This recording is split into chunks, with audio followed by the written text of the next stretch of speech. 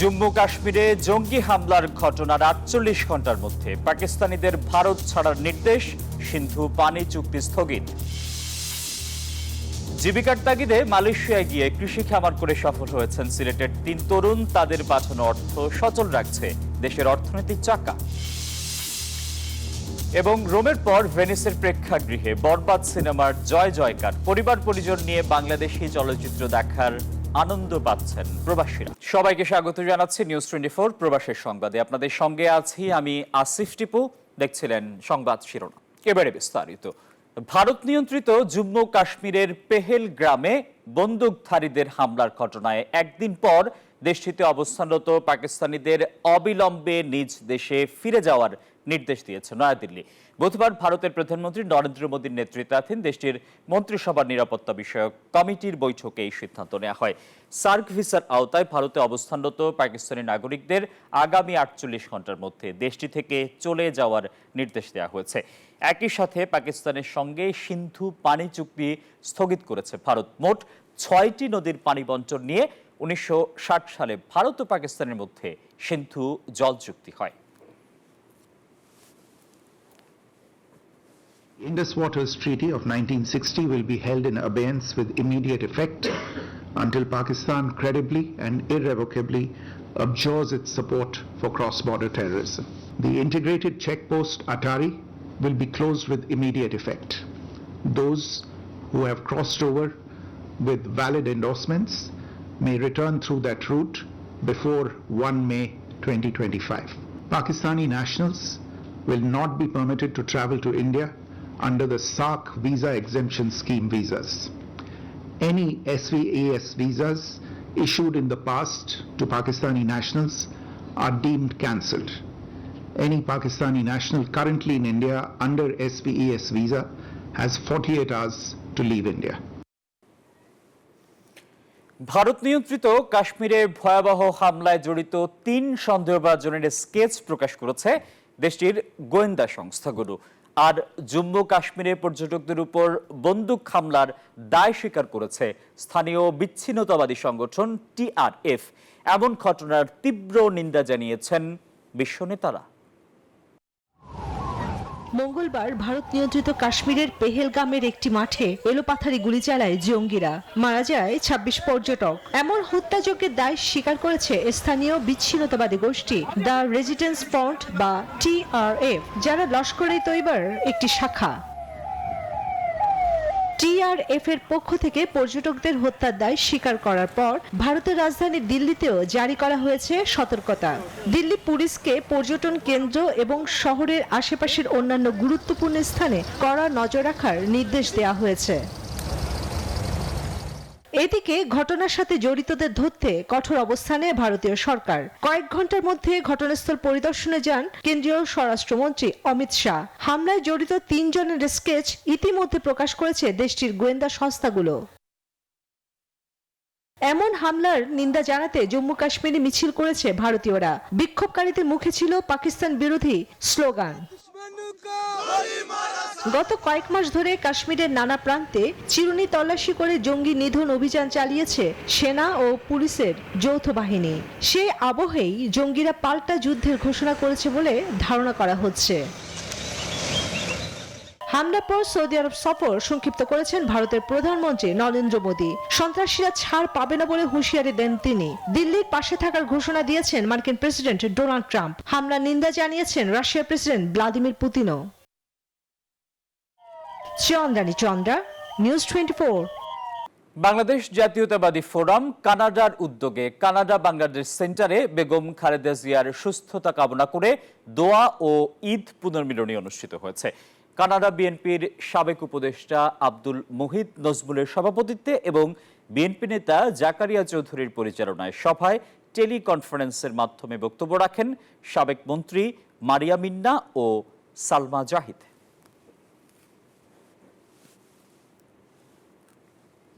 আপনাদের ফোরাম থেকে আপনারা তুলে ধরবেন যে নির্বাচন হচ্ছে। বিএনপির সাবেক সাংগঠনিক সম্পাদক ও সিলেট ২ আসনের সাবেক সংসদ সদস্য এম ইলিয়াস আলীকে সুস্থভাবে ফিরে পেতে দোয়া মাহফিল অনুষ্ঠিত হয়েছে। মঙ্গলবার পূর্ব লন্ডনের ব্রিক লেন মসজিদে দোয়া মাহফিলে যুক্তরাজ্য বিএনপি ও সহযোগী সংগঠনের নেতাকর্মী সহ বিশ্বনাথ ওসমানী নগরের কয়েকশো প্রবাসী অংশ নেন। এ সময় পরিবার ও প্রবাসীদের পক্ষ থেকে প্রধান উপদেষ্টা সহ প্রশাসনের কাছে এম ইলিয়াস আলী সহ গুম হওয়া নেতাকর্মীদের ফিরিয়ে দেওয়ার আকুতি জানানো হয়।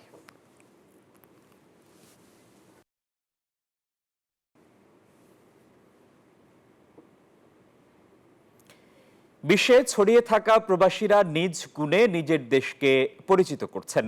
কাজের পাশাপাশি কেউ কেউ হচ্ছেন উদ্যোক্তা, পাচ্ছেন খ্যাতিও। জীবিকার তাগিদে মালয়েশিয়ায় গিয়ে কৃষি খামার করে সফল হয়েছেন সিলেটের 3 তরুণ। তাদের পাঠানো রেমিটেন্স দেশের অর্থনীতির চাকা সচল রাখছে। মালয়েশিয়া থেকে মোস্তাক রয়েলের পাঠানো তথ্য ছবিতে ডেস্ক রিপোর্ট। মালয়েশিয়ায় জীবিকার তাগিদে বিভিন্ন সময়ে পাড়ি জমিয়েছিলেন জুবাইর চৌধুরী কাউসার, মাহবুবুর রহমান রুবেল ও আমির হামজা নামের সিলেটের 3 তরুণ। প্রথমে এসে তারা বিভিন্ন চাকরি ও ব্যবসার সাথে জড়িত থাকলেও একসময় তারা শখের বশে কৃষি খামার শুরু করেন। আমরা 3 জন মিলে মূলত বন্ধুত্ব এবং ফ্যামিলি বন্ডিং এর মধ্যে থেকে আমরা শুরু করি আর কি। তো আলহামদুলিল্লাহ আমাদের এখানে মোটামুটি উৎপাদন ভালো হচ্ছে। আমরা বিভিন্ন বাংলাদেশি মানুষ আছে এখানে আমাদের ব্যবসা বাণিজ্য করতেছে, তারা এখানে এসে নিয়ে যায়। আবার এখানে মালয়েশিয়ানরা আছে, তারাও এসে আমাদের কাছ থেকে নিয়ে যায়। চাইনিজরা আছে, তারাও এসে নিয়ে যায়। আমরা এখানে পাইকারি মূল্যে দেই, আমাদের একটা ভালো প্রফিট থাকে। এখন সে উদ্যোগী তাদের আয়ের প্রধান উৎস। প্রবাসী চাকরির পেছনে না ছুটে 3 বন্ধু 10 একর জমিতে গড়ে তুলেছেন কৃষি খামার। তাদের কৃষি খামারে রয়েছে 10,000 মুরগি, 1,000 হাঁস, 500 ছাগল এবং 6টি পুকুর, যেখানে তেলাপিয়া, শোল আর কই মাছের চাষাবাদ হচ্ছে। তাদের দেখে প্রবাসীর অনেক বেকার যুবকও এই ধরনের কৃষি খামার গড়ে তুলতে উদ্বুদ্ধ হচ্ছেন। প্রতিবেশী প্রবাসী বাংলাদেশিদের খাদ্যের চাহিদা মেটানোর পাশাপাশি বাংলাদেশি মালিকানাধীন বিভিন্ন রেস্টুরেন্টে সরবরাহ করছেন তাদের মুরগি, হাঁস এবং মাছ। গতকালকেও 400 পিস নিয়েছি, আজকেও প্রায় 400-500 নিতে আসছি এবং সামনে ঈদেও আরও 500-600 নেব। এই জায়গার মুরগিগুলো মূলত হচ্ছে বাংলাদেশের দেশীয় মুরগি, যেটা সেম ওই ধরনের মুরগি, খেতেও সেম সুস্বাদু দেশীয় মুরগির মতো। তাদের কৃষি খামারে রয়েছে বিভিন্ন ধরনের শাকসবজি, মরিচ, ঢেঁড়স, চিচিঙ্গা, শসা সহ বিভিন্ন সবজি। প্রতি মাসে আয় করছেন লক্ষাধিক টাকা, যা দেশের রেমিটেন্স হিসেবে পাঠিয়ে সচল রাখছেন দেশের অর্থনীতির চাকা। Desk report, news 24। এ বিষয়ে বিস্তারিত জানাতে মালয়েশিয়ার কুয়ালালামপুর থেকে সরাসরি যুক্ত হচ্ছেন মোস্তাক রয়েল। মোস্তাক রয়েল, আপনাকে স্বাগত জানাচ্ছি নিউজ 24 সংবাদে। মালয়েশিয়ায় চাকরির পাশাপাশি কৃষিতে কেমন সাফল্য অর্জন করছে বাংলাদেশিরা? মালয়েশিয়াতে প্রায় 20 লক্ষ বাংলাদেশির বসবাস। এর মধ্যে বেশিরভাগই শ্রমিকের পাশাপাশি এখানে ডক্টর, ইঞ্জিনিয়ার, বিভিন্ন পেশায় জড়িত আছেন বিভিন্ন প্রবাসী। তার মধ্যে ব্যবসায়ী একটা শ্রেণী অন্যতম। ব্যবসায়ীদের মধ্যে আসলে বাংলাদেশিরা বেশিরভাগ সময় এখানে রেস্টুরেন্ট বা মিনি মার্কেট বা যেটা সুপার শপ বলি আমরা, সেই সুপার শপ ব্যবসা পরিচালনা করলেও কিছু কিছু বাংলাদেশি এখানে ভিন্ন ধরনের ব্যবসা পরিচালনা করেন। তাদের মধ্যে একটি রয়েছে কৃষিখাত। কৃষিখাতে আমাদের বাংলাদেশিদের খুব একটা আগ্রহ না থাকলেও জায়গার কিছু পরিমাণে ওদের স্বল্পতা থাকে বাংলাদেশিদের জন্য। তারপরে বাংলাদেশিরা নতুন করে এই এগ্রিকালচার সেক্টরটাতে চলে আসছেন এবং ভালো করছেন। এখানে যে সিলেটের যে 3 জন তরুণ, ওনারা একটা সময় শিক্ষার্থী ভিসা বা বিভিন্ন ভিসায় মালয়েশিয়া আসলেও তারা একটা পর্যায়ে এই ব্যবসার সাথে 3 জন মিলে সম্পৃক্ত হয় এবং তারা এখন ভালো করছে। এখানে বাংলাদেশিদের চাহিদা মেটানোর পাশাপাশি লোকাল যারা মালয় নাগরিক রয়েছেন, চাইনিজ নাগরিক রয়েছেন, তামিল নাগরিক, ওদেরকেও খাবার সরবরাহ করছেন। পাশাপাশি বাংলাদেশি যে রেস্টুরেন্ট গুলো রয়েছে, সেই রেস্টুরেন্ট গুলোতে প্রতিদিনই এদের উৎপাদিত মুরগি, মাছ, শাকসবজি যাচ্ছে। তো ব্যবসায়ীরা এখানে যারা ব্যবসা করছেন তারাও এদের খাবারগুলো নিয়ে, পণ্যগুলো নিয়ে তারাও খুশি এবং যারা সরবরাহ করছেন, ব্যবসা করছেন, এর সাথে জড়িত সরাসরি, তারাও এখানে সন্তুষ্টি প্রকাশ করছে। মোস্তাক রয়েল, আপনাকে ধন্যবাদ। দর্শক, মালয়েশিয়ার কুয়ালালামপুর থেকে জানাচ্ছিলেন মোস্তাক রয়েল। প্রবাসের আরো খবর। কর্মময় জীবন ও অবদানের উপর আলোকপাত করে কুয়েত প্রবাসী প্রয়াত কবি, সাহিত্যিক ও সাংবাদিকদের স্মরণে বাংলাদেশ প্রেস ক্লাব কুয়েতের উদ্যোগে স্মরণ সভা ও দোয়া মাহফিলের আয়োজন করা হয়। 22 এপ্রিল কুয়েত সিটির রাজবাড়ী রেস্টুরেন্টে বাংলাদেশ প্রেস ক্লাব কুয়েতের সভাপতি মঈনুদ্দিন সরকার সুমনের সভাপতিত্বে ও সাধারণ সম্পাদক আহ জুবেদের সঞ্চালনায় সভায় দেশটিতে অবস্থানরত বাংলাদেশের বিভিন্ন জাতীয় মিডিয়ার সংবাদকর্মী, প্রবাসী কবি, সাংবাদিক, সাহিত্যিক ও বিভিন্ন অঙ্গনের প্রতিনিধিরা অংশ নেন।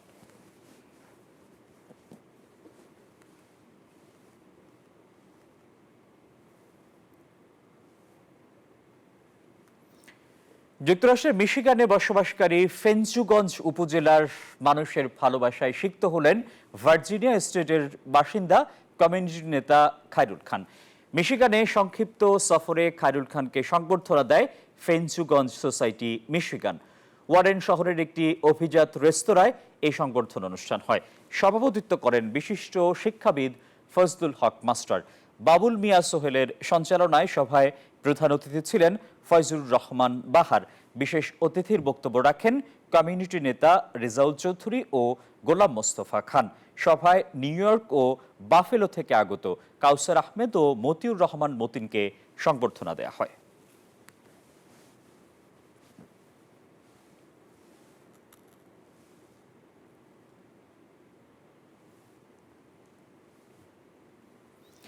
সুলভ মূল্যে বিমান টিকিটের নিশ্চয়তা নিয়ে বুধবার মালয়েশিয়ার রাজধানী কুয়ালালামপুরে বাংলাদেশে অধ্যুষিত Kota Raya Bangla market sky home tours and travels Kuala Lumpur শাখার উদ্বোধন করা হয়। প্রতিষ্ঠানের ব্যবস্থাপনা পরিচালক মোহাম্মদ সেলিম ব্যাপারী ও নির্বাহী পরিচালক মোহাম্মদ শাহিনের উপস্থিতিতে এই শাখার উদ্বোধন করা হয়। উপস্থিত ছিলেন বিমান বাংলাদেশ এয়ারলাইন্স, ইউএস বাংলার কান্ট্রি ম্যানেজার সহ বিভিন্ন এয়ারলাইন্সের প্রতিনিধিরা। ব্যবসায়ী মোহাম্মদ নাসিম, মোহাম্মদ রাসেল মোজাম্মেল সহ কয়েকজন ছিলেন আমন্ত্রিত অতিথি।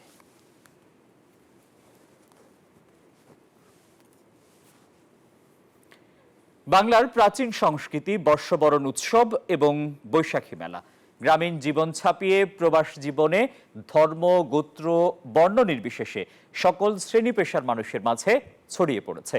হাজার বছরের ঐতিহ্য নিয়ে যোজন যোজন মাইল দূরত্বে প্রজ্ঞা বৌদ্ধ বিহার প্যারিসের আয়োজনে প্যারিসের লা কর্নভ পার্কে উদযাপন হয় বাংলার বৈশাখী মেলা। সম্প্রতি পলাশ বড়ুয়ার সঞ্চালনায় অনুষ্ঠানে সভাপতিত্ব করেন শুভাশিস বড়ুয়া। সার্বিক সহযোগিতায় ছিলেন সাধারণ সম্পাদক পলাশ বড়ুয়া সহ আরো অনেকে। বৈশাখী মেলার স্টলগুলোতে ছিল বাঙালির মুখরোচক সব খাবার থেকে শুরু করে দেশীয় পোশাকের সমারোহ। রোমের পর ইতালির ভ্যানিসেও হাউসফুল শাকিব খানের সিনেমা বরবাদ।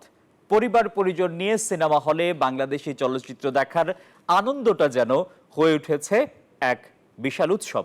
ইউরোপে সিনেমা প্রদর্শনের এই উদ্যোগ শুধু প্রবাসে বিনোদনই নয়, বরং দেশের সংস্কৃতির সাথেও গভীর সংযোগ তৈরি করছে। টিসা সুলতানার তথ্য এবং ছবিতে ডেস্ক রিপোর্টে বিস্তারিত। ইতালির প্রবাস জীবনের ব্যস্ততা ও একঘেয়েমির মাঝেও বিনোদনে খোরাক হয়ে উঠেছে ঢালিউডের সুপারস্টার শাকিব খানের নতুন সিনেমা বরবাদ। ভ্যানিসে শাকিব খানের সুপারহিট ছবি বরবাদ দেখতে প্রবাসী বাংলাদেশিদের উপচে পড়া ভিড়। স্বজনদের নিয়ে সিনেমা হলে বাংলা চলচ্চিত্র দেখার আনন্দটা যেন হয়ে উঠেছে এক বিশাল উৎসবে। চিত্রনায়ক শাকিব খানের বিপরীতে এতে অভিনয় করেছেন কলকাতার অভিনেত্রী ইধিকা পাল। ভেনিসের একটি প্রেক্ষাগৃহে ছবিটি প্রদর্শনকে ঘিরে দেখা গেছে উৎসবমুখর পরিবেশ। আশেপাশে শহর থেকেও ছুটে এসেছেন শত শত প্রবাসী বাংলাদেশি। আমার ফ্যামিলিকে নিয়ে বাচ্চা সবাইকে নিয়ে ঈদের একটা এই বরবাদ ছবি দেখার জন্য অসাধারণ সুন্দর ছবিটা খুব ভালো লাগলো, বাচ্চারা খুব এনজয় করলো। প্রতিবারের ন্যায় আমরা এই বরবাদ ছবিতে যথেষ্ট সাড়া পেয়েছি, বেনিশবাসী আমাদেরকে যথেষ্ট সাড়া দিয়েছে। শাকিব খানের মুভি দেখার জন্য কিন্তু প্রবাসীদের উচ্চপড়া ভিড় ছিল এই সিনেমা হলে। আমরা খুবই আনন্দিত প্রবাসের মাটিতে এত সুন্দর একটি মুভি দেখতে পেরে। দেশ থেকে হাজার হাজার কিলোমিটার দূরে বসে প্রিয় নায়ককে বড় পর্দায় দেখা, নিজের ভাষায় সিনেমা উপভোগ করা, এই আনন্দটাই প্রবাসীদের কাছে হয়ে ওঠে অনেক বড় পাওয়া। Desk report, news 24। Doctor Mohammad ইউনূসের বিরুদ্ধে দুদকের মামলা বাতিল করেছেন আপিল বিভাগ। মামলার সিদ্ধান্ত ও প্রত্যাহারে তড়িঘড়ি দুটোই সঠিক ছিল না বলে পর্যবেক্ষণ দিয়েছেন সর্বোচ্চ আদালত। রায়ের পর আইনজীবীরা জানান, হয়রানি করতে এই মামলাটি দায়ের করা হয়। $23,22,00,000 টাকা আত্মসাৎ এবং অর্থ পাচারের অভিযোগে 2023 সালের 30 মে ডক্টর মোহাম্মদ ইউনূস সহ 7 জনের বিরুদ্ধে মামলা করে দুদক। গত বছরের 12 জুন মামলাটিতে 14 জনের নামে অভিযোগ গঠন করেন ঢাকার বিশেষ জজ আদালত 4। পরে অভিযোগ গঠনের বৈধতা নিয়ে মামলার কার্যক্রম বাতিল চেয়ে অধ্যাপক ইউনূস সহ 7 জনের করা আবেদন খারিজ করে হাইকোর্ট। 8 আগস্ট প্রধান উপদেষ্টা হওয়ার পরপরই মামলাটি প্রত্যাহার হলেও আইনগতভাবেই সুরাহা করার সিদ্ধান্ত নেন ডক্টর ইউনূস। হাইকোর্টের রায়ের বিরুদ্ধে আপিলের ওপর শুনানি শেষে বুধবার সেই দুর্নীতির মামলা বাতিল করেছেন আপিল বিভাগ। কোনো ডিভিশন নাই, সবাই একমত হয়ে আজকে সিদ্ধান্ত দিলেন, রায় ঘোষণা করলেন। আজকে সত্যের বিজয় হলো এবং আইনের মাধ্যমে এই মামলা থেকে ডক্টর মোহাম্মদ ইউনূস সহ বাকি যারা 7 জন আছেন সবাইকে এই মামলা থেকে খালাস দিয়েছেন। রাজনৈতিকভাবে হয়রানি করতেই এই মামলা করা হয়েছিল জানিয়েছে দুদক। প্রফেসর ইউনূস সাহেবের যে আপিল ছিল অনারেবল অ্যাপিলেট ডিভিশনে হাইকোর্টের জাজমেন্টের এগেইনস্টে, সেই আপিলটি অ্যালাউ করেছে এবং হাইকোর্ট যে এইটা গভর্নমেন্টের যে ওনাদের যে পিটিশন ছিল হাইকোর্ট ডিভিশনে সেটা যে সামারি রিজেক্ট করেছিল সেটা আজকে সেটিসফাইড করে দিয়েছে, অর্থাৎ বাতিল করে দিয়েছে। ডক্টর মোহাম্মদ ইউনূসের বিরুদ্ধে আর একটি মামলা আপিল বিভাগে বিচারাধীন, সেটিও আইনগতভাবে মোকাবেলা করা হবে জানিয়েছেন তার আইনজীবী। ফারজানা রিয়া, নিউজ 24, ঢাকা। কারো উপর জুলুম করে নয়, 31 দফা বাস্তবায়ন করে আওয়ামী লীগের নির্যাতন নিপীড়নের প্রতিশোধ নিতে চায় বিএনপি, এমন মন্তব্য করেছেন বিএনপির ভারপ্রাপ্ত চেয়ারম্যান তারেক রহমান। বলেন, অদৃশ্য প্রতিপক্ষ দিন দিন দৃশ্যমান হচ্ছে, তাদের সঙ্গে যোগ হচ্ছে আরো অনেকে। রাষ্ট্র মেরামতে 31 দফা নিয়ে কর্মশালায় এসব কথা বলেন তিনি। এছাড়াও বলেন, বিএনপি ক্ষমতায় গেলে শিক্ষিত বেকার ভাতা চালু করবে।